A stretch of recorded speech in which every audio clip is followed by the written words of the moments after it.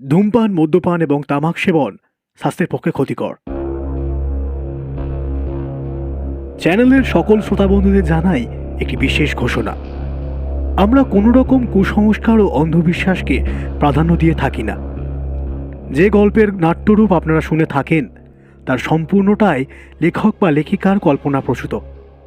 ভৌতিক তথা রোমাঞ্চকর আবহাওয়া সৃষ্টির জন্য আমরা মুহূর্তগুলির অবতারণা করে থাকি। আমাদের উপস্থাপিত এই গল্পগুলির সাথে বাস্তবের কোনো মিল নেই। যদি থেকে থাকে তাহলে তা সম্পূর্ণ অনিচ্ছাকৃত ও কাকতালীয়। বিবিও অডিও স্টোরি চ্যানেলের পক্ষ থেকে আজ আপনারা শুনবেন তারানাথ তান্ত্রিকের গল্প। বিভূতিভূষণ বন্দ্যোপাধ্যায়ের লেখা তারানাথ তান্ত্রিকের দ্বিতীয় গল্প, মধু সুন্দরী দেবীর আবির্ভাব। গল্পটি পুরোটা শোনার জন্য অনুরোধ করছি, এবং গল্পটি যদি ভালো লেগে থাকে তাহলে অবশ্যই একটি লাইক করে দেবেন এবং আপনার মূল্যবান মতামত আমাদেরকে কমেন্ট করে জানাবেন। আমাদের এই ক্ষুদ্র চ্যানেলটির পাশে থাকার জন্য আমাদের চ্যানেলটিকে সাবস্ক্রাইব করে দিয়ে পাশে থাকা বেল আইকনটিতে চাপ দিয়ে অল অপশানে সেট করে দেবেন। তাহলে চলুন আর দেরি না করে শুরু করা যাক। বিভূতিভূষণ বন্দ্যোপাধ্যায়ের লেখা তারানাথ তান্ত্রিক ও মধু সুন্দরী দেবীর আবির্ভাব।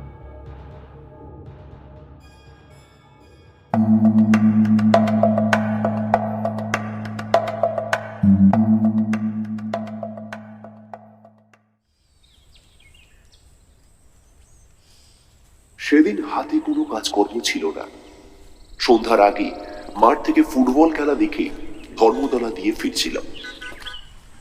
মোহনবাগান হেরে যাওয়াতে মনও খুশি ছিল না। কি আর করি, ধর্মতলার মোড়ের কাছে মঠ লেনে তারানাথ জ্যোতিষীর বাড়ি গেলাম। তারানাথ একাই ছিল। আমায় দেখে বলল, এসো এসো, দেখা নেই বহুকাল, কি ব্যাপার?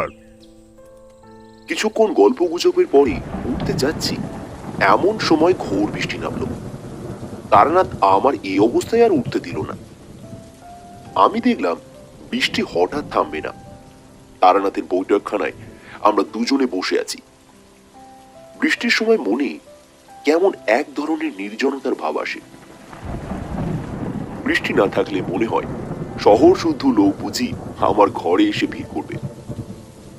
কেউ না আসলেও মনের ভাব এমনই থাকে, কিন্তু বৃষ্টি নামলে মনে হয় এ বৃষ্টি মাথায় কেউই আসবে না, সুতরাং আমার ঘরে আমি একা। তারানাথেরও সেদিন মনে হলো আমরা দুজনে ছাড়া সারা কলিকাতা শহরে যেন কোথাও কোনো লোক নেই।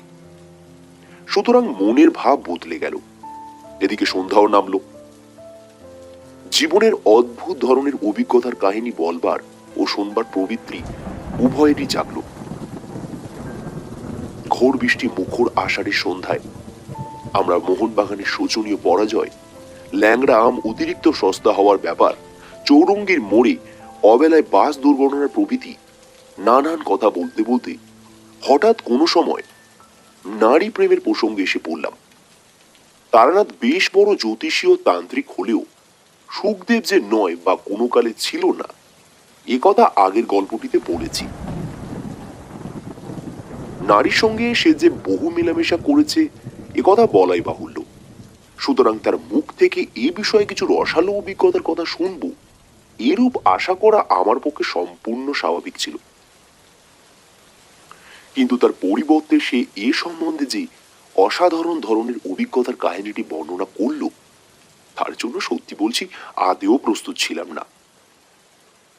আর একটা কথা, তারানাথকে দেখে বা তার মুখের কথা শুনি আমার মনে হয়েছিল একটা কি ঘোর দুঃখ সে মনের মধ্যে চেপে রেখেছে। অনেকবার তন্ত্রশাস্ত্রের কথাবার্তা বলতে গিয়ে যেন কি একটা বলি বলি করেও বলেনি। আজ বুঝলাম তারানাথ তান্ত্রিকের জীবনে অনেক কাহিনী সে আমার কাছে কেন কারোর কাছেই বলেনি। হয়তো সেগুলি ঠিক বলবার কথাও নয়, কারণ সে কথা বলা তার পক্ষে কষ্টকর স্মৃতির পুনরুদ্ভাবন করা মাত্র। তাছাড়া আমার মনে হয় লোককে সেসব গল্প বিশ্বাস করানো শক্ত। বললাম, জ্যোতিষী মহাশয়ের এই সম্বন্ধের অভিজ্ঞতা নিশ্চয়ই আছে অনেক, কি বলেন? তারানাথ বলল, অভিজ্ঞতা? অভিজ্ঞতা একটাই আছে, এবং সেটা বড় মারাত্মক রকমের অদ্ভুত। প্রেম কাকে বলে বুঝেছিলাম সেবার, এখন কিন্তু সেটা স্বপ্ন বলেই মনে হয়। শোনো তবে। আমি বাধা দিয়ে বললাম, কোনো ট্র্যাজিক গল্প বলবেন না। প্রথম প্রেম হলো একটি মেয়ের সঙ্গে, সে মারা গেল, এই তো। ওর ঢের শুনেছি। তারানাথ হেসে বলল, না না, ঢের শোনোনি। শোনো, কিন্তু বিশ্বাস যদি না করো তাও আমায় বলবে। এরকম গল্প বানিয়ে বলতে পারলে একজন গল্প লেখক হয়ে যেত মেয়ে। তো একজন নিতান্ত অন্তরঙ্গ বন্ধু ছাড়া এ কথা কারোর কাছে বলিনি। ঠিক এই সময় বাড়ির ভিতর থেকে তারানাথের বড় মেয়ে চারু ওরফে চাঁড়ি 2 পেয়ালা গরম চা ও 2খানা করে পরোটা ও আলু ভাজা আনলো। চাঁড়ি 10 বছরের মেয়ে। তারানাথের মতোই গায়ের রং বেশ উজ্জ্বল, মুখ চোখ মন্দ নয়। আমায় বলল, কাকা বাবু, লেসের কাপড়ের ছবিটা আনলেন না? চাঁড়ির কাছে কথা দিয়ে রেখেছিলাম ধর্মতলা দোকান থেকে তার ওল বোনার জন্য একটা ছবি ও প্যাটার্নের নকশা কিনে দেব। বললাম, আজ তো ফুটবলের ফিট ছিল, কাল এনে দেবো ঠিক। চাঁড়ি দাঁড়িয়েছিল। তারানাথ বলল, যা মা, তুই ভিতরে যা, দুটো পান নিয়ে আয়। মেয়ে চলে গেলে আমার দিকে তাকিয়ে বলল, হ্যাঁ, ছেলেপিলের সামনে সেসব গল্প। আচ্ছা নাও, চাটা খেয়ে নাও দেখিনি। আর শোনো, পরোটা খানাও কিন্তু খেতে হবে, ফেললে হবে না।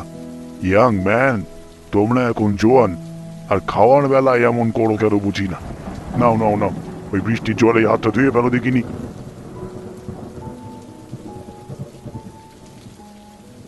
চা পানের পরেই তারানাথ বলতে আরম্ভ করল,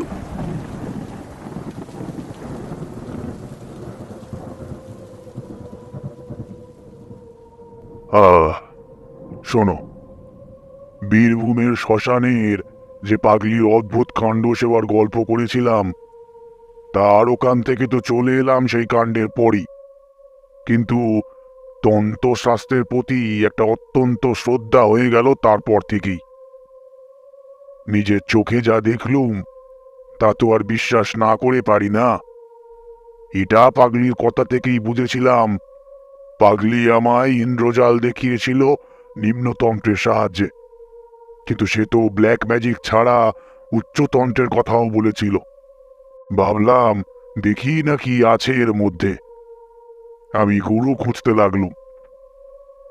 খুঁজলে কি হবে, এ পথের প্রতীকীর দর্শন পাওয়া অত্যন্ত দুর্লভ। এই সময়ে বহু স্থান ঘুরে বেরিয়ে আমার দুটি মূল্যবান অভিজ্ঞতা হলো। প্রথমটা হলো, ধনী জ্বালানো সাধুদের মধ্যে 99% জনই ব্যবসাদার। ধর্ম জিনিসটা এদের কাছে একটা কেনা বেচার বস্তু। ক্রেতাকে ঠকাবার বিপুল কৌশল ও আয়োজন এদের আয়ত্তাধীনে। আর দ্বিতীয়, সাধারণ মানুষ অত্যন্ত বোকা। এদের ঠকানো খুব সহজ, বিশেষত ধর্মের ব্যাপারে। যাক সব কথা, আমি ধনী জ্বালানো ব্যবসাদার সাধু অনেক দেখলুম, ইন্স্যুরেন্সের দালালও দেখলুম, দৈবিক ওষুধের মাদুলি বিক্রেতাকে দেখলুম, সাধু বেশি ভিক্ষুক দেখলুম, কিন্তু সত্যিকারের সাধু একটাও দেখলুম না। এ অবস্থায় বরাকর নদীর ধারে শালবনের মধ্যে একটি ক্ষুদ্র গ্রামের সীমায় এক মন্দিরে একদিন আশ্রয় নিয়েছি। শীতকাল। আমি বনের ডালপালা কুড়িয়ে আগুন করবার জোগাড় করতে যাচ্ছি, এমন সময়ে একজন শ্যামবর্ণ রিজ ও দীর্ঘাকৃতি পৌর সাধু দেখি একটা পুটলি বগলে নিয়ে মন্দিরে ঢুকছেন। আমি গিয়ে ষষ্ঠাঙ্গে প্রণাম করলুম। সাধুটি বেশ মিষ্টভাষী। বললেন, তুই যে দেখছি বড় ভক্ত, কি চাস এখানে? বাড়ি ছেড়ে দেখছি রাগ করে বেরিয়েছিস। আমি বিনীত প্রতিবাদের স্বরেই বলতে গেলুম, রাগ নয় বাবাজি, বৈরাগ্য। সাধুজি হেসে বললেন, যে কথাটি পাগলিও আমায় বলেছিল। ওহে ছোকরা, সাধু হব বললেই হওয়া যায় না। তোর মধ্যে ভোগের বাসনা এখনো পুরো মাত্রায় রয়েছে। সংসার ধর্ম করগে যা। মন্দির থেকে একটু দূরে ছাতিম গাছের তলায় সাধুর পঞ্চমুণ্ডির আসন 5টি নরমুণ্ড পেতে তৈরি করা। সাধু রাত্রে সেখানে নির্জনে সাধনা করেন, তাও দেখলুম। আমার মনে ভারী শ্রদ্ধা হলো। সংকল্প করলুম, এই মহাপুরুষকে ছেড়ে কোথাও যাচ্ছি না এবার। কিছুদিন লেগে রইলাম তার পিছনে। তার হোমের কাঠ ভেঙে এনে দিই 3 মাইল দূরের কুসুম্বনি বলে একটা গ্রাম থেকে তার চাল ডাল কিনে আনি। গ্রামের সকল লোকের মুখে শুনলুম সাধুটি একজন বড় তান্ত্রিক। অনেক অদ্ভুত ক্রিয়াকলাপ তার আছে। তবে পাকলির কাছে যেতে লোকে যেমন আমায় ভয় দেখিয়েছিল, এখানেও তেমনি ভয় দেখালে। বললে, তান্ত্রিক সাধু সন্ন্যাসীদের বিশ্বাস করো না বেশি, ওরা সব পারে। একটু সাবধান হয়ে চলো, নাহলে বিপদে পড়ে যাবে। শীঘ্রই ওদের কথার সত্যতা একদিন বুঝলুম আমি। গভীর রাত্রিতে আমার ঘুম ভেঙে গিয়েছে। সেদিন শুক্লপক্ষের রাত্রি, বেশ ফুটফুটে জ্যোৎস্না। মন্দির থেকে ছাতিম গাছের দিকে চেয়ে দেখি সাধু বাবাজি কার সঙ্গে পঞ্চমুণ্ডির আসনে বসে কথা বলছেন। কৌতূহল হলো আমার, এত রাত্রে কে এলো এই নির্জন নদী তীরের জঙ্গলের মধ্যে। কৌতূহল সামলাতে না পেরে এগিয়ে গেলুম। অল্প দূরে গিয়েই যা দেখলুম, তাতে আর এগিয়ে যেতে সংকোচ বোধ হলো এবং সঙ্গে সঙ্গে রীতিমতো আশ্চর্য হয়ে গেলুম। সাধু বাবাজি এত রাত্রে একজন মেয়ে মানুষের সঙ্গে কথা বলছেন। গাছের আড়াল থেকে মেয়ে মানুষটিকে আমি খানিকটা স্পষ্ট খানিকটা অস্পষ্ট ভাবে দেখে আমার মনে হলো মেয়েটি যুবতী এবং পরমা সুন্দরী। কিন্তু এত রাত্রি গুরুদেব কোন মেয়ের সঙ্গে কথা বলছেন? সেই মেয়েটি এলোই বা কেমন করে একাই নির্জন জায়গায়? যাই হোক, আর বেশি দূর অগ্রসর হলেই ওরা আমায় টের পাবে। মনে কেমন ভয়ও হলো। সেদিন চলে এলুম। তারপর দিন রাত্রে আমি আর ঘুমলুম না। গভীর রাত্রে উঠে পা টিপে টিপে বাইরে গিয়ে গাছের আড়াল থেকে উঁকি মেরে দেখি কাল রাত্রের সেই মানুষটি আজও এসেছে। ভোর হবার কিছু আগে পর্যন্ত আমি সেদিন গাছের আড়ালে রইলাম দাঁড়িয়ে। ফর্সা হবার লক্ষণ হচ্ছে দেখে আর সাহস হলো না। মন্দিরে গিয়ে নিজের বিছানায় শুয়ে ঘুমিয়ে পড়লাম। পরদিন রাত্রেও আবার অবিকল তাই। একদিন আর একটি জিনিস লক্ষ্য করলাম। যে মেয়ে মানুষটির সঙ্গে কথা হচ্ছে তার পরনের বস্ত্রাদি বড় অদ্ভুত ধরনের। সে যে কোন দেশের বস্ত্র পরেছে, সেটা শাড়ি না ঘাগরা না জাপানি কিমোনো না মেয়েদের গাউন, অজানা যদিও, কিন্তু ভারী চমৎকার মানিয়েছে। সেদিন আরো একটা কথা আমার মনে হলো। মেয়ে মানুষটি যেই হোক, সে জানে আমি রোজ গাছের আড়ালে দাঁড়িয়ে দাঁড়িয়ে ওর দিকে চেয়ে থাকি। কি করে আমার এমন মনে হলো তা আমি বলতে পারবো না, কিন্তু এই কথা আপচা ভাবে আমার মনের মধ্যে উদয় হওয়ার সঙ্গে সঙ্গে মনে কেমন একটা ভয়ও হলো। সরে পড়ি বাবা, দরকার কি আমার এসবের মধ্যে থেকে? কিন্তু পরদিন রাত্রে এক সময়ে আর শুয়ে থাকতে পারলাম না। নিশ্চিন্ত মনে উঠে যেতেই হলো আমার। সেদিন আর একটি জিনিস লক্ষ্য করলাম আমি। মেয়ে মানুষটি যখন থাকে তখন এক ধরনের খুব মৃদু সুগন্ধ যেন বাতাসে পাওয়া যায়। এ কদিনও এই গন্ধটা পেয়েছি, কিন্তু ভেবেছিলুম কোনো বন্য ফুলের গন্ধ হবে হয়তো। তবে আজ বেশ মনে হলো এ গন্ধের সঙ্গে ওই মেয়েটির উপস্থিতির একটা সম্বন্ধ বর্তমান। এইরকম চললো আরো দিন 10-12। তারপরেই সাধুর ডাক এলো বরাকর না ওই কোডারমর এক কারোয়ালি জমিদার বাড়িতে কি একটা শান্তি সস্তয়ন করার জন্য। সাধুজি প্রথমে যেতে রাজি হননি। 2 দিন তাদের লোক ফিরে গিয়েছিল, কিন্তু তৃতীয়বারে জমিদারের ছোট ভাই নিজে পালকি নিয়ে এসে সাধুজিকে অনেক খোসামত করে নিয়ে গেলেন। মনে ভাবলুম এ আর কিছু নয়, সাধুজি সেই মেয়ে মানুষটিকে ছেড়ে একটি রাত্রিও বাইরে কাটাতে রাজি নন। কিন্তু নিকটে কোথাও বসতি নেই, মেয়েটি আসেই বা কোথা থেকে? আর সাধারণ সাঁওতাল বা বিহারি মেয়ে নয়। আমি অনেকবার দেখেছি সেটিকে, এবং প্রত্যেকবারই আমার দৃঢ় বিশ্বাস হয়েছে এ কোনো বড় ঘরের মেয়ে। যেমন রূপসী, তেমনি তার অদ্ভুত ধরনের অতি চমৎকার এবং দামি পরন পরিচ্ছদ। হঠাৎ আমার মনে একটা দুষ্ট বুদ্ধি জাগল। আমার মনে হয়েছিল মেয়েটিকে সাধুজির হয়তো খবর দেওয়ার সুযোগ হয়নি। দেখাই যাক না আজ রাত্রে আসে কিনা। তখন ছিল অল্প বয়স, তোমরা যাকে বলো রোম্যান্স। তখন তা আমার যথেষ্টই ছিল, এতে তুমি আমাকে দোষ দিতে পারো না। নির্দিষ্ট সময়ের কিছু আগের রাত্রে সেদিন আমি নিজেই গিয়ে বসলাম পঞ্চমুণ্ডির আসনে। মনে ভয়ানক কৌতূহল, দেখি আজ মেয়েটি আসে কিনা। কেউ কোনো দিকে নেই, নির্জন রাত্রি। মনে একটু ভয়ও হলো, এ ধরনের কাজ কখনো করিনি, কোনো হাঙ্গামায় আবার না পড়ে যাই। তখন আমি অপরিণত বুদ্ধি নির্বোধ যুবক মাত্র। তখন খুনাক্ষরেও যদি জানতাম অজ্ঞাত সারে কি ব্যাপারের সম্মুখীন হতে চলেছি, তবে কি আর ছাতিম তলায় একা পঞ্চমুণ্ডির আসনে বসতে যাই? কিন্তু তা নয়, ও আমার অদৃষ্টের লিপি। সে রাত্রির জের আমার জীবনে আজও মেটেনি। আমার মনের শান্তি চিরদিনের জন্য হারানোর সূত্রপাতটি ঘটেছিল সেই কাল রাত্রে। তা কি আর তখন বুঝেছিলাম? যাব সব কথা।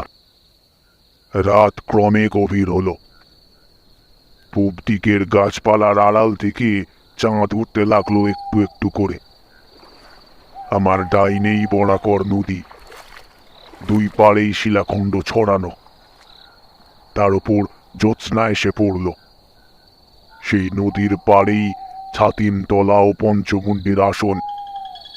আমি যেখানে বসে আছি, আমার বাঁ দিকে খানিকটা ফাঁকা ঘাসের মাঠ, তারপর শালবন শুরু হয়েছে। হঠাৎ সামনের দিকে চেয়ে আমি চমকে উঠলুম।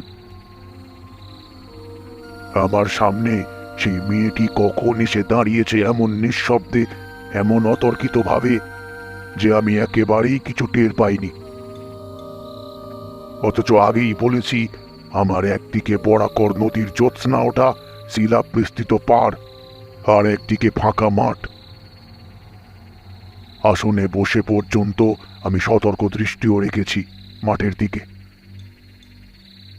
নদীর দিক থেকে আমার কাছে কারোর আসা সম্ভব নয়। মাঠের দিক থেকে কেউ এলে আমার দৃষ্টি এড়ানোর কথা নয়। মেয়েটি যেখানে দাঁড়িয়ে সেখানে 8 সেকেন্ড আগেও কেউ ছিল না আমি জানি।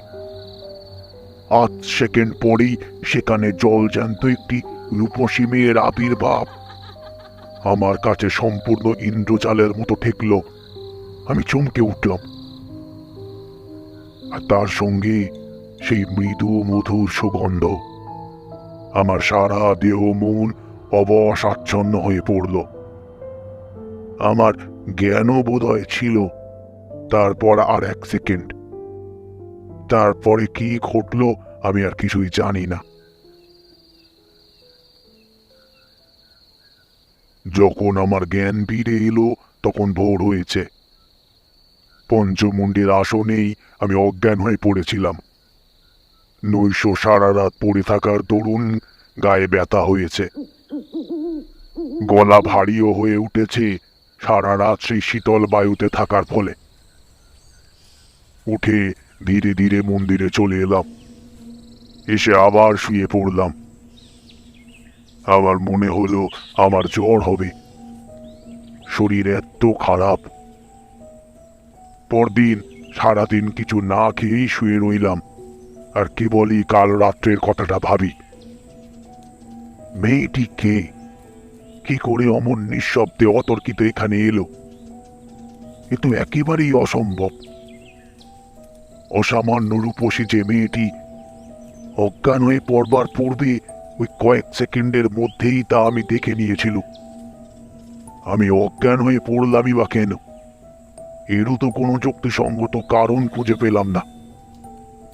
অথচ সেই কথা নিয়ে মনের মধ্যে তোলপাড় করাও সারাদিন আমার ঘুচল না। বিকেলের দিকে সাধু বাবাজি গাড়োয়াল জমিদার বাড়ি থেকে ফিরলেন। আমার জন্য লাড্ডু, কচুরি এবং একটা মোটা সুতির চাদর এনেছেন, আর তার নিজের জন্যে জমিদার বাড়ি থেকে ভালো একখানা পশমি আলোয়ান দিয়েছে। আমায় বললেন, শুয়ে কেন? ওঠো, জিনিসপত্রগুলো রেখে দাও। আমি অতি কষ্টে সাধুর হাত থেকে পুটলিটা নিলাম। তিনি আমার দিকে চেয়ে বললেন, কি হয়েছে? অসুখ বিসুখ নাকি? কিছু জবাব দিলাম না। সাধুজি স্নান করতে গেলেন এবং এসে জমিদার বাড়ির কাণ্ড কিরকম তারই সবিস্তারে বর্ণনা করতে লাগলেন। আমায় বললেন, তোমার কি হয়েছে বলো তো? অমন মন মরা ভাব কেন? বাড়ির জন্য মন কেমন করছে বুঝি? বলেছি তো বাবা, তোমরা ছেলে ছোকরা এ পথে কি নামলেই নামা যায় রে বাপু। বড় কঠিন পথ। সেই রাত্রে আমার খুব জ্বর এলো। কতদিন ঠিক জানি না, অজ্ঞান অচৈতন্য হয়ে রইলাম। জ্ঞান হলেই দেখতাম সাধু শিওরে বসে আছেন। বোধহয় তারই সেবায় আর দয়ায় সেরে উঠেছিলাম আমি সেবার। সেরে উঠে একদিন গাছতলায় বসেছি দুপুরের পরে। সাধু বললেন, ছেলে ছোকরা কি না? কি কাণ্ডটা বাঁধিয়ে বসেছিলে বাপু? এবার তো বাঁচতে না, অতি কষ্টে বাঁচাতে হয়েছে। আচ্ছা বাপু, পঞ্চমুণ্ডির আসনে কি জন্য গিয়েছিলে সেদিন রাত্রে? আমি তো অবাক। কি করে জানলেন ইনি? আমি তো কোনো কথাই বলিনি।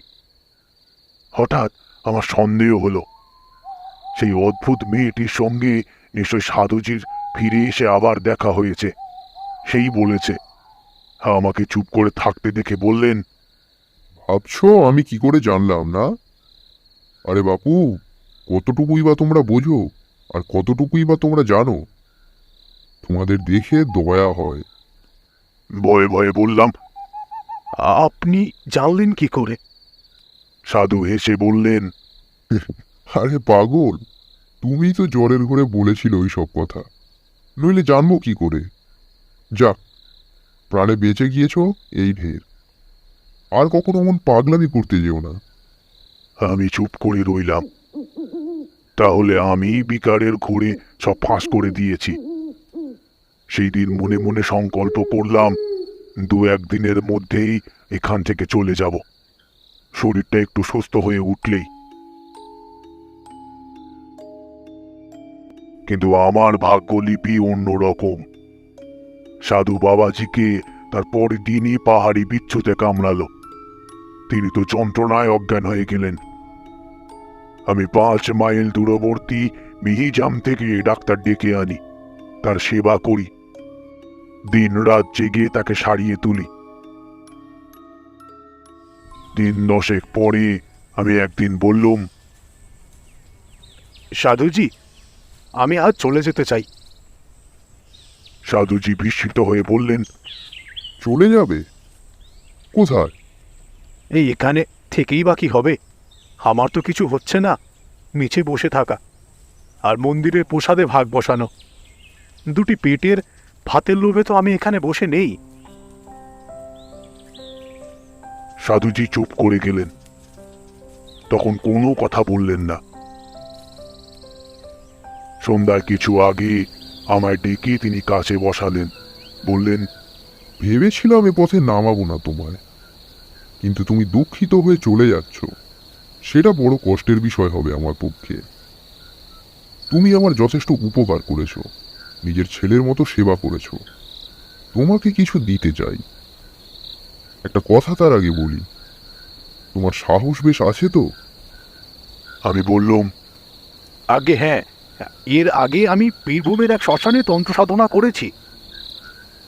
তারপর আমি সেই শ্মশানের পাগলি ও তার অদ্ভুত ক্রিয়াকলাপের কথা বললাম। এতদিন পরে আজ প্রথম সাধুকে এ পাগলির কথা বললাম আমি। সাধু অবাক হয়ে বললেন, সে পাগলিকে তুমি চেনো? আরে, সে যে অতি সাংঘাতিক মেয়ে মানুষ। তুমি তার হাত থেকে যে অত সহজে উদ্ধার পেয়ে এসেছো, সে কেবল তোমার পূর্বজন্মের পুণ্য। ওর নাম মাতু পাগলি, মাতঙ্গিনী। ও নিম্ন শ্রেণীর তন্ত্রে ভয়ানকভাবে সিদ্ধ। ওর সংস্পর্শে গিয়ে পড়েছিলে, কি সর্বনাশ! ওকে আমরা পর্যন্ত ভয় করে চলি কি রকম জানো? যেমন লোকে হ্যাবা শিয়াল কুকুর কি গোখরো সাপকে ভয় করে, তেমনি ও সেই জাতীয়। অসাধারণ ক্ষমতা ওর নিম্নতন্ত্রের। ওর ইতিহাস বড় অদ্ভুত, সে একদিন বলবো। কতদিন ছিলে ওর সঙ্গে? প্রায় 2 মাস। সাধুজি বললেন, যখন ওর সঙ্গে ছিলে তখন কিছু কিছু অধিকার হয়েছে তোমার। তোমাকে আমি মন্ত্র দেব, কিন্তু তুমি যুবক, তোমার মনের ভাব আমি জানি।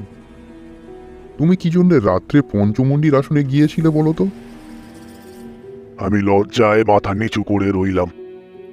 মনের গোপনে পাপ নেই। যদি পঞ্চমন্ডির আসনে বসে থাকি, তবে সেই অপরিচিতা নেশা বিহারিনীর উপোসের টানে যে এ কথা গুরুস্থানীয় ব্যক্তির কাছে স্বীকার করব কেমন করে? সেই দিন সাধু অতি অদ্ভুত ও গোপনীয় কথা আমায় বললেন, কিন্তু একটা কথা তুমি জানো না, সেটা আগে বলি। তুমি সেদিন যাকে রাত্রে ছাতিমতলায় বসে দেখেছিলে, তিনি তোমার আমার মতো দেহধারী মানুষ নন। শুনে তো মশাই আমার গা শিউরে উঠল। দেহধারী জীব নয় বলে কি রে বাবা? তবে কি ভূত পেতনি নাকি? সাধুজি বললেন, তোমায় এ কথা বলতাম না যদি না শুনতাম যে তুমি মাতু পাগলির সঙ্গে ছিলে। আচ্ছা, শুনে যাও। আমার গুরুদেব ছিলেন কালিকানন্দ ব্রহ্মচারী। হুগলি জেলার জেজুর গ্রামে তার মঠ ছিল। মস্ত বড় সাধক ছিলেন। কুলারনব আর মহাডামর, এই 2 শ্রেষ্ঠ তন্ত্রে তার সমান অধিকার ছিল। মহাডামর তন্ত্রের একটি নিম্ন শাখার নাম ভূত ডামর। আমি তখন যুবক, তোমারই মতো বয়স। স্বভাবতই আমার ঝোঁক গিয়ে পড়ল ভূত ডামরের ওপর। গুরুদেব আমার মনের গতি বুঝতে পেরে উপর থেকে ফেরাবার যথেষ্ট চেষ্টা করেছিলেন, কিন্তু তাই কি হয়? অদৃষ্টলিপি আর বলেছে তবে কাকে? এই তোমার যেমন। আমি বললাম, ও পথ থেকে ফেরাতে চেষ্টা করেছিলেন কেন? ও পথ প্রলোভনের পথ, বিপদের পথ। ভূতডামর তন্ত্র নানা প্রকার অশরীরী উপদেবীদের নিয়ে কারবার করে।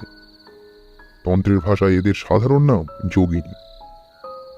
জপে ও সাধনায় বশীভূত হয়ে এদের মধ্যে যে কেউ, যার সাধনা তুমি করবে, সে তোমার আপন হয়ে থাকতে পারে। নানাভাবে এদের সাধনা করা যায়। কিঙ্কিনী দেবীকে মাতৃভাবে পেতে হয়, কনকবর্তী দেবীকে পাওয়া যায় কন্যাভাবে, কিন্তু বাকি সব যোগিনীদের যে কোনোভাবে সাধনা করা যায় এবং যে কোনোভাবে পেতে পারা যায়। এইসব যোগিনীদের কেউ ভালো, কেউ মন্দ। এদের জাতি নেই, বিচার নেই, ধর্ম নেই। কোনো গণ্ডি বা বাধ্যবাধকতার মধ্যে এরা আবদ্ধ নন। ভূতডামরে এই সাধনার ব্যাপারে বলে দেওয়া আছে। ভূতডামরের প্রথম শ্লোকই হল, অখাত সংপ্রবক্ষমি যোগিনী সাধনোত্তমম সর্বার্থ সাধনং নাম দেহিনাং সর্বসিদ্ধিদম অতিগৃহা মহাবিদ্যা দেবী নামপি দুর্লভা। তুমি সেদিন যাকে দেখেছিলে তিনি এই রকম একজন জীব। তোমার সাহস থাকে সে মন্ত্র আমি তোমায় দেব, কিন্তু আমার যদি নিষেধ শোনো তবে এ পথে নেব না। এতটা বলে সাধুজি ভালো করেনি। আমার কৌতূহল বাড়িয়ে দিয়ে তিনি আমায় আর কি সামলে রাখতে পারেন। আমি নাছোড়বান্দা হয়ে পড়লাম। মন্ত্র আমি নেবই। সাধুজি বললেন, তবে কনকবর্তী দেবী সাধনার মন্ত্র নাও, কন্যাভাবে পাবে দেবীকে। সাধু আমায় চুপ করে থাকতে দেখে বললেন, তবে কিঙ্কিনী সাধনার মন্ত্র? আহ, কি বিপদেই পড়েছি এই পুরো সাধুটাকে নিয়ে। অন্য যোগিনীদের দেখতে দোষ কি? সাধু আমায় চুপ করে থাকতে দেখে বললেন, বেশ, আমি তোমাকে মধুসুন্দরী দেবী সাধনার মন্ত্র দিচ্ছি। একে কন্যাভাবে, ভগ্নীভাবে বা ভার্যাভাবে পেতে পারো। তবে আমার যদি কথা শোনো, কখনো ভার্যাভাবে পেতে যেও না। এর বিপদের দিক বলি। ভার্যাভাবে সাধন করলে তিনি তোমাকে প্রণয়ীর মতো দেখবেন, কিন্তু এরা মহাশক্তিশালিনী যোগিনী, সাধারণ মানবী নয়। এদের আয়ত্তের মধ্যে রাখা বড় শক্ত। হয় তোমাকে পৃথিবীর মধ্যে সর্বাপেক্ষা সুখী মানুষ করে রাখবে, নয়তো একেবারে উন্মাদ করে ছেড়ে দেবে। সামলাতে পারা বড় কঠিন। সাধুজি আমায় মন্ত্র দিলেন এবং বললেন, বাবা, এ জায়গা থেকে তোমায় চলে যেতে হবে। তোমায় এখানে আমি আর রাখতে পারিনি। এক জায়গায় দুজন সাধকের সাধনা হয় না। বেশ ভালো, আমিও তা চাইনে। আমার ভয় ছিল হয়তো সাধুজিও মাতু পাগলির মতো হিপনোটিজম জানে এবং খানিকটা অভিভূত করে যাতা দেখাবে আমায়। তারপর আমি তারানাথের কথায় বাধা দিয়ে বললাম, কেন?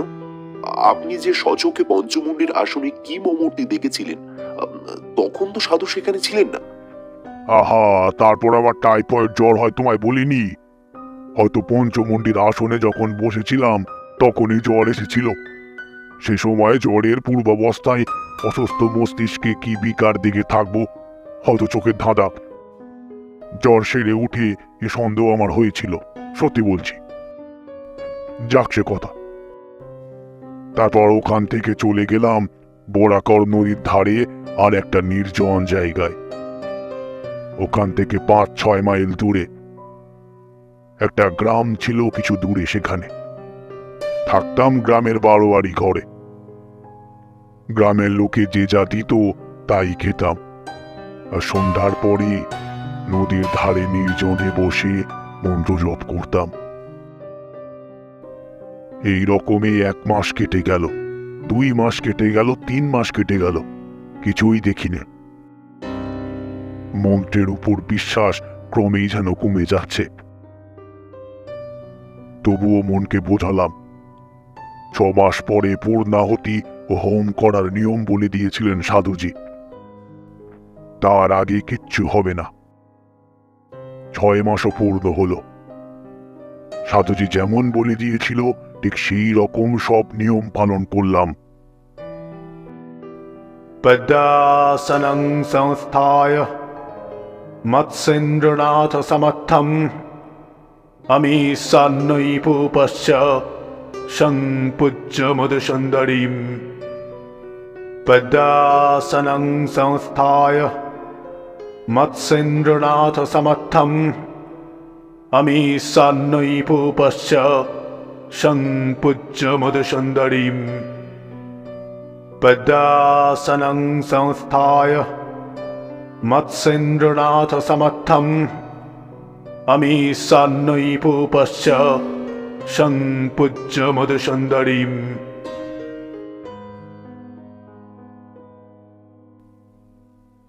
বরাকর নদীর তীরে বসে ভাত রাঁধলুম, কই মাছ পোড়ালুম, আঙট কলার পাতায় ভাত ও পোড়া মাছের নৈবেদ্য দিলুম।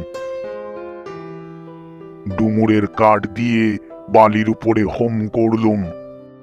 ওং ঠং ঠং ঝং ইক্ষং মধুসুন্দর জয় নমঃ এই মন্ত্রে আহুতি দিলাম। জাতি ফুলের মালা নিতান্ত দরকার।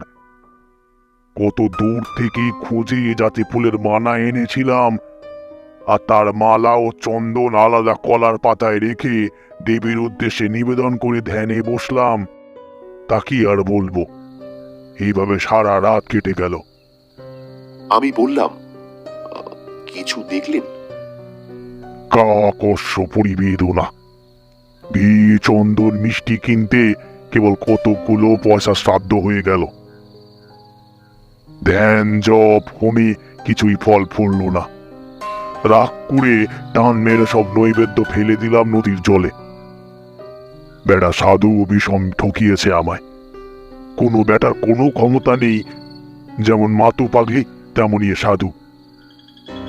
তন্ত্র সব বাজে, খানিকটা হিপনোটিজম জানে, তার ফলে মূর্খ গ্রাম লোককে ঠকিয়ে খায়। এইসব ভাবি বটে, জবটা কিন্তু ছাড়তে পারিনি, অভ্যাস মতো করেই যাই। ওটা যেন একটা বদ অভ্যাস হয়ে দাঁড়িয়ে গিয়েছিল। এইভাবে আরো মাস 4-5 কেটে গেল। একদিন সন্ধ্যার পরেই, রাত তখন হয়েছে সবে, আধ ঘন্টাও হয়নি, আমি একটা গাছের তলায় বসে জপ করছি। অন্ধকার হলেও খুব ঘন হয়নি তখনও। হঠাৎ তীব্র কস্তুরীর গন্ধ অনুভব করলাম বাতাসে। শোনো, বেশ মন দিয়ে শুনে যাও কিন্তু, এক বর্ণ মিথ্যা বলছি না। যা যা হলো একটার পর একটা বলছি, মন দিয়ে শোনো। কস্তুরীর গন্ধটা যখন সেকেন্ড 4-5 পেয়েছি, তখন আমার সেদিকে মন গেল। ভাবলুম, এ দেখছি অবিকল কস্তুরীর গন্ধ। বাহ, পাহাড়ে জঙ্গলে কত সুন্দর অজানা বনফুলি না আছে। তারপরেই আমার মনে হলো, আমার পিছনে, অর্থাৎ যে গাছটার তলায় বসেছিলাম, তার গুঁড়ির আড়ালে কে একজন এসে দাঁড়িয়েছে। আমি পিছন থেকে দেখতে পাচ্ছি না বটে, কিন্তু অনেক সময় লোকের উপস্থিতি চোখে না দেখলেও এভাবে ধরা যায়। আমার সমস্ত ইন্দ্রিয় তখন যেন অতিমাত্রায় সজাগ ও সতর্ক হয়ে উঠেছে। বাতাস যেন বন্ধ হয়ে গেল। সমস্ত শরীর দিয়ে যেন গরম আগুনের হলকা বেরুচ্ছে মনে হলো। আবার অজ্ঞান হয়ে যাব নাকি, ভয় হলো মনে। ঠিক সেই সময় আমার সামনে দেখলাম একটি মেয়ে দাঁড়িয়ে। আধ সেকেন্ড আগেও তিনি সেখানে ছিলেন না। ঠিক সেই পঞ্চমন্ডির আসনে বসার রাষ্ট্রের সেই অভিজ্ঞতার পুনরাবৃত্তি। কিন্তু এবার মনে মনে দৃঢ় সংকল্প করলাম, জ্ঞান হারাবো না কখনোই। মেয়েটি দেখি ভ্রুকুটির সঙ্গে আমার দিকে চেয়ে রয়েছে। জিজ্ঞাসা করলাম, নিজের চোখে এমনই এক মূর্তি দেখলেন আপনি? হ্যাঁ। আমার কথার মধ্যে হয়তো একটু অবিশ্বাসের গন্ধ পেয়ে তারানাথ উগ্র প্রতিবাদে সুরে বলল, নিজের চোখে সুস্থ শরীরে বিশ্বাস করো না করো সে আলাদা কথা, কিন্তু যা দেখেছি তাকে মিথ্যা বলতে পারবো না। কিরকম দেখলেন? কেমন চেহারা? বাড়ির উপসে যদি বলি, কিছুই বলা হলো না। মধুসুন্দরীর দেবীর ধ্যানেই আছে। উদ্ধত ভানু প্রতিজ্ঞাসা বিদ্যুৎ পুঞ্জনী বা সতী নীলাম্বর পরিধানা মধুবিহল্লোচনা নানালঙ্কার সুবর্ণা কস্তুরী গন্ধ মোদিতা কুমলালিঙ্গম স্মের মুখিং পিনত্তঙ্গ পরয়ধম। অবিকল সেই মূর্তি। তখন বুঝলাম, দেবদেবীর ধ্যান মন গড়া কথা নয়। সাধক নিজে প্রত্যক্ষ না করলে এমন বর্ণনা দেওয়া যায় না। আপনি কোনো কথা বললেন? কথা? আমার চেতনা তখন লোপ পাওয়ার মতো হয়েছে, তো কথা বলছি। পাগল তুমি? সে তেজ সহ্য করা আমার কর্ম। সাধারণ মানবের মতো তার কোনো জায়গাই নয়। ওই যে বলেছে মদবিহল লোচনা, ওরে বাবা, সে চোখের কি ভাব! ত্রিভুবন জয় হয় সে চোখের চাউনিতে। আমি অধীর হয়ে বললাম, বর্ণনা রাখুন, কি কথা হলো সেটা বলুন। কথাবার্তা যা হয়েছিল সব বলার দরকার নেই। মোটের ওপর সেই থেকে মধুসুন্দরী দেবী প্রতি রাত্রে আমায় দেখা দিতেন। নদী তীরের সেই নির্জন জায়গায় তাকে চেয়েছিলাম প্রিয়সী রূপে। বলাই বাহুল্য, সাধুর কথাকে শোনে। তখন শীতকাল, বরাকর নদীর জল কমে গিয়েছে অনেক। জলের ধারে জলজ লিলি গাছ শুকিয়ে হলুদ হয়ে এসেছে। আগে যেখানে জল ছিল সেখানে বালির উপর অব্রকণা জ্যোৎস্না রাতে চকচক করছে। বরাকর নদীর দুপারের শালবন পাতা ছড়িয়ে দিচ্ছে। আকাশ রোজ নীল। রাত্রে শুক্লপক্ষের জ্যোৎস্নায় বড় মনোরম শোভা। সেই সময় থেকে 3টি মাস দেবী প্রতি রাত্রে দেখা দিতেন। সত্যিকারের বাঁচা বেঁচেছিলাম ওই 3 মাস। এইসব কথা বলা এখন আমার পক্ষে বেদনাদায়ক। কত বেদনাদায়ক তুমি জানো না। আমার জীবনের যা সর্বশ্রেষ্ঠ আনন্দ তা পেয়েছিলাম ওই 3 মাসে। দেবী বটে, মানুষের সাধ্য নেই অমন ভালোবাসা, অমন নিবিড় বন্ধুত্ব দান করা। সে এক স্বর্গীয় দান। সে তুমি বুঝবে না। তোমায় কি বোঝাবো? তুমি আমায় অবিশ্বাস করবে, মিথ্যেবাদী না হয় পাগল ভাববে। হয়তো ভাবছো এতক্ষণ। তুমি কেন, আমার স্ত্রী আমার কথা বিশ্বাস করে না? আমায় তান্ত্রিক সাধু পাগল করে দিয়েছিল গুণজ্ঞান করে। কিন্তু সে সুখের প্রকৃতি ভীষণ তেজস্কর মদিরার মতো। আমাকে তার নেশা দিনে দিনে কেমন যেন অপ্রকৃতস্থ করে দিতে লাগলো। কিছু ভালো লাগে না, কেবল মনে হয় কখন সন্ধ্যা নামবে বরাকর নদীর শালবনে, কখন দেবী মধুসুন্দরী নায়িকার বেশে আসবেন। সারা রাত্রি কোথা দিয়ে কেটে যাবে স্বপ্নের মতো, নেশার ঘোরের মতো। আকাশ, নক্ষত্র, দিক বেদিকের জ্ঞান লুপ্ত হয়ে যাবে কয়েক প্রহরের জন্য। কয়েক প্রহরের জন্য সময় স্থির হয়ে নিশ্চল হয়ে স্থাণুর মতো অচল হয়ে থেমে থাকবে বরাকর নদী তীরের বন প্রাঙ্গণে।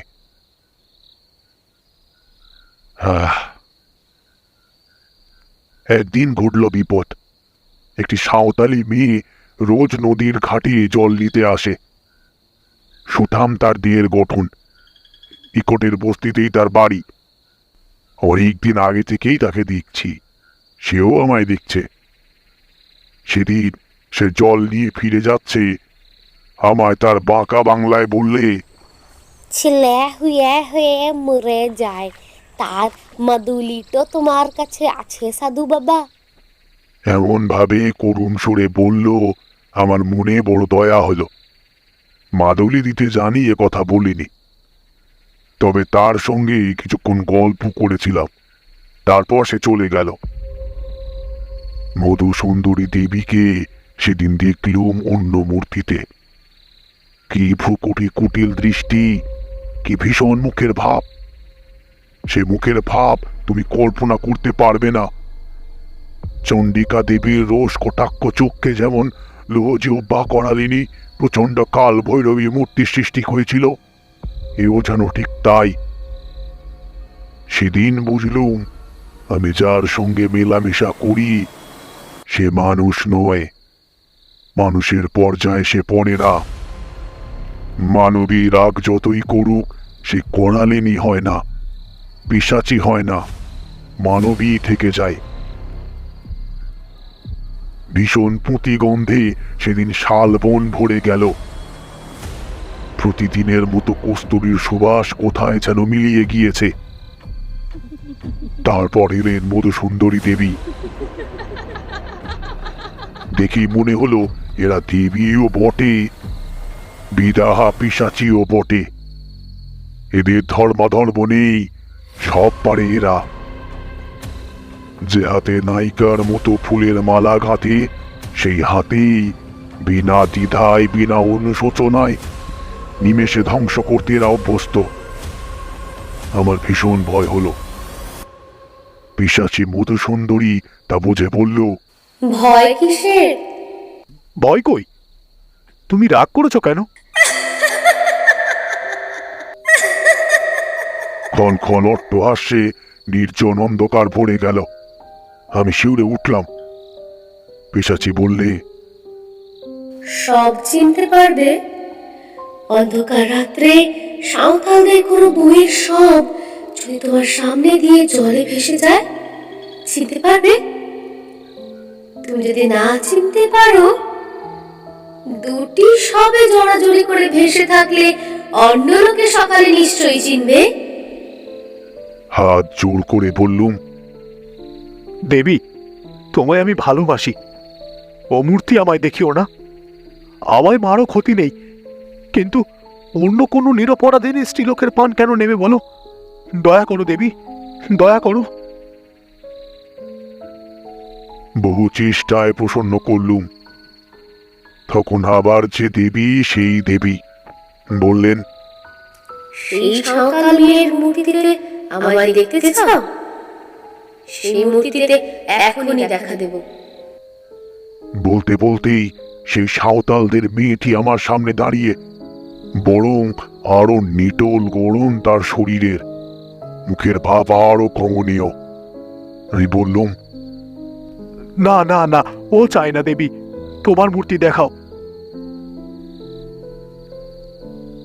সেই রাত্রে থেকে বুঝলুম কাল সাপ নিয়ে খেলা করছি আমি। গুরুদেব বারণ করেছিলেন এই জন্যেই। হয়তো একদিন মরবো এরই হাতে। সাপুরে সাপ খেলা দেখায় মন্ত্রের সাহায্যে, আবার বেকায়দায় পড়লে সাপের ছোবলেই মরে। এভাবে বেশি দিন কিন্তু ছিল না। কিছুদিন পরে পিশাচি মূর্তি ভুলে গেলুম দেবীর অনুপম প্রেমে ও মধুর ব্যবহারে। তাতেও বুঝলুম এ সাধারণ মানবী নয়, অমানসিক ধরনের এদের মন। মানুষের বিবর্তনের জীব এরা নয়, হয় তার উপরে নয় তার নিচে। একদিন দেবী আমায় বললেন, আর কিছুদিন যা, তোমায় বহুদূর নিয়ে যাব। কোথায়? সে বলবো না এখন। কত দূরে? কোন দিকে? এত দূরে, এমন দিকে যা তুমি ধারণা করতে পারবে না। তবে তোমার ভাগ্যে কি তা আছে? সব ভুলে গেলাম আবার। পিশাচিনী মধুসুন্দরী তখন কোথায় যেন মিলিয়ে গেল। আমার সামনে হাস্যলাস্যময়ী যৌবন চঞ্চলা মন্ত্রসভা বা অপরূপ রূপসী এক তরুণী নারী। দেবী বটে। আমি আবার কিসের নেশায় অভিভূত হয়ে পড়লুম। মাথার ঠিক রইল না। একদিন বললেন, বিপদ আসছে তোমার, তৈরি হও। কি বিপদ? তা এখন বলবো না। প্রাণ সংশয়ের বিপদ? তা বলবো না। তুমি অভয় দিলে বিপদ কিসের? আমি ঠেকাতে পারবো না, কেউ ঠেকাতে পারবে না। যা আসছে তা আসবেই।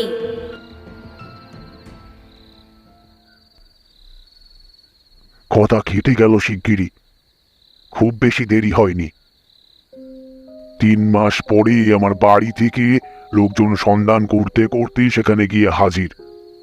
গ্রামের লোক তাদের বলেছে কে একজন পাগল, বোধহয় বাঙালি হবে।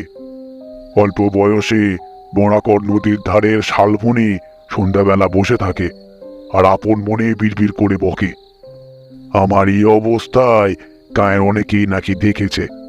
তাই শুনে বাড়ির লোক আমায় গিয়ে খুঁজে বার করলে। ছেঁড়া ময়লা কাপড় পরনে, মাথায় জট, গায়ে খড়ি উঠছে, এই অবস্থায় নাকি আমায় ধরলে।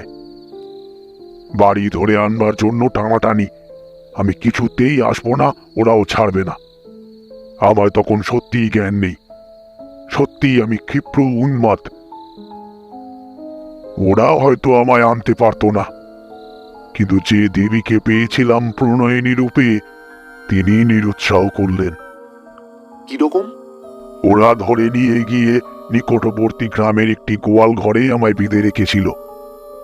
গভীর রাত্রে বাঁধন ছিঁড়ে ওদের হাত থেকে লুকিয়ে পালিয়ে সেই একটি রাত মতো সুন্দরী দেবীর সঙ্গে দেখা করেছিলাম। দেবীকে বললাম, আমি এই নদী তীরের তীর্থস্থান ছেড়ে কোথাও যাব না। তিনি নিষ্ঠুর হাসি হেসে বললেন, যেতে হবেই। এই আমার অদৃষ্ট লিপি। হ্যাঁ, অদৃষ্টের বিরুদ্ধে তিনি অত বড় শক্তিশালিনী যোগিনী হয়েও যেতে পারবেন না। তিনি জানেন এই রাতের পরে জীবনে তার সঙ্গে আমার আর কখনো দেখা হবে না। আগে থেকে বলে তৈরি করে রাখতে চেয়েছিলেন এই জন্যেই। দেবী ত্রিকালজ্ঞা, তাকে জিজ্ঞেস করিনি কি করে তিনি এ কথা জানলেন। হলো তাই। বাড়ি আসার পরে সবাই বললে কি কি খাইয়ে নাকি পাগল করে দিয়েছে। দিন কত উন্মাদের চিকিৎসা চলল। তারপর বছর খানেক পরে আমার বিয়ে দেওয়া হলো। সেই থেকেই আমি সংসারী। আমি জিজ্ঞাসা করলাম, আর কখনো মন্ত্রযোগ করে তাকে আহ্বান করেনি কেন? বাপরে, এ কি জেলে খেলা! মারা যাব শেষে, অন্য নারী জীবনে এলে তিনি দেখা দেবেন সে চেষ্টাও কখনো করিনি। সে কতকাল হয়ে গেল, সে কি আর আজকের কথা? আচ্ছা, এখন আর তাকে দেখতে ইচ্ছে হয় না? বৃদ্ধ তারানাথ উৎসাহী উত্তেজনায় বালিশে বুক দিয়ে খাড়া হয়ে উঠে বসল। বিদায় নিয়ে যাবার সেই রাত্রিতে বললেন, নদী তীরের এই 3 মাসের জীবন আমিও কি ভুলবো ভেবেছ? আমাদের পক্ষেও সুলভ এ নয়। ভেবো না আমরা খুব খুশি। আমাদের মতো সঙ্গী হারা, বন্ধু হারা জীব কোথায় আছে? প্রেমের কাঙাল আমরাও। কতদিন পরে একজন মানুষে আমাদের সত্যিকারের চাওয়া চায়, তার জন্যে আমাদের মন সর্বদা তৃষিত থাকে। কিন্তু তাই বলে নিজেকে সহজলভ্য করতে পারি না। আগ্রহ করে যে না চায় তার কাছে যাইনি। যে আমার প্রেমের মূল্য দেবে না, নিজেও আনন্দ পাবে না। যা কিনা পাওয়া যায় বহু চেয়ে পাওয়ার পরেও। কিন্তু আমাদের অদৃষ্ট লিপি কোথাও চিরদিন থাকতে পারি না। কি না কি ঘটে যায়, ছেড়ে চলে যেতে হয় অনিচ্ছা সত্ত্বেও। কজন আমাদের ডাকে, কজন বিশ্বাস করে। সুখী ভেবো না আমাকে। বললাম, এত যদি সুখের ব্যাপার, তবে আপনি ভয়ঙ্কর বলেছিলেন কেন আগে? ভয়ঙ্কর ব্যাপার এই জন্যে যে আমার সারা জীবনটা মাটি হয়ে গেল ওই 3 মাসের সুখ ভোগে। কোনো দিকে মন দিতে পারিনে। মধ্যে তো কতক দিন উন্মাদ হয়েই গিয়েছিলাম, বিয়ের পরেও। তারপর সেরে সামলে উঠেই জ্যোতিষের ব্যবসা আরম্ভ করলাম। এও সেই দেবীরই দয়া।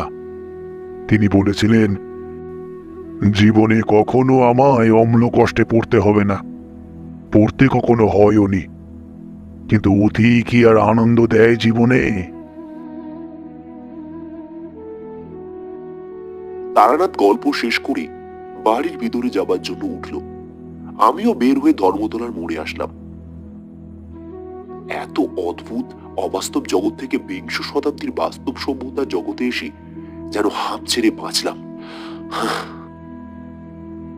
যতক্ষণ তারানাথ গল্প বলেছিল ততক্ষণ ওর চোখ মুখের ভাবে ও গলার স্বরে গল্পের সত্যতা সম্বন্ধে অবিশ্বাস জাগেনি। কিন্তু ট্রামে উঠে মনে হলো, কি মনে হলো তার নাই বা বললাম।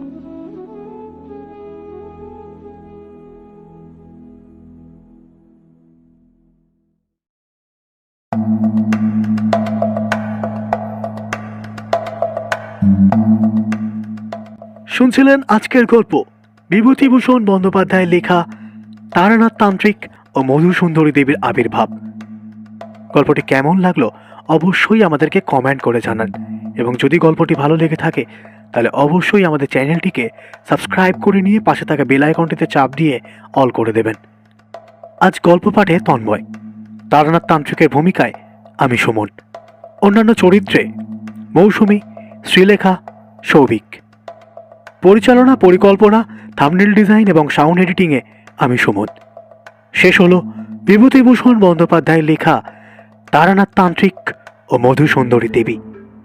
ফিরে আসবো আগামী সপ্তাহে আরও একটি নতুন স্বাদের গল্প নিয়ে। ধন্যবাদ।